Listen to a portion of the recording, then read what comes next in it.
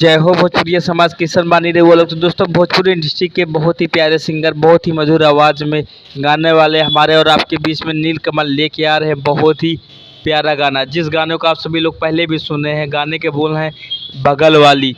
जी हाँ दोस्तों, ये गाना मनोज तिवारी का नहीं है जैसा आप सभी लोग सोच ले। बहुत ही हट के आप सभी के बीच में सारेगामा भोजपुरी म्यूजिक चैनल के माध्यम से कल सुबह 22 तारीख को 7 बजे ये गाना रिलीज होने वाला है। तो दोस्तों, जितने भी नीलकमल के फैन आप सभी लोग इस गाने को प्यार और आशीर्वाद दें। इस गाने को लिखा है आशुतोष तिवारी ने और म्यूजिक दिया है प्रियांशु सिंह। इस गाने को डायरेक्ट किया है पवन पाल ने। तो कल सुबह सारेगामा भोजपुरी चैनल के माध्यम से बगल वाली का फुल वीडियो सॉन्ग रिलीज हो रहा है सुबह 7 बजे। तो आप सभी लोग इस गाने को ज़्यादा से ज़्यादा सुनिए और शेयर करके सुपर डुपर हिट बनाएं। जी हाँ दोस्तों, ऐसे पसंदीदा न्यूज़ देखने के लिए हमारे पसंदीदा चैनल भोजपुरी म्यूजिक चैनल को सभी लोग सब्सक्राइब करिए, क्योंकि भोजपुरी स्टारों से जुड़ी हर छोटी छोटी अपडेट आप सभी को सबसे पहले हमारे पसंदीदा चैनल भोजपुरी म्यूजिक चैनल के माध्यम से आप सब तक पहुंचाई जाएगी। जय हिंद, जय भारत, जय हो।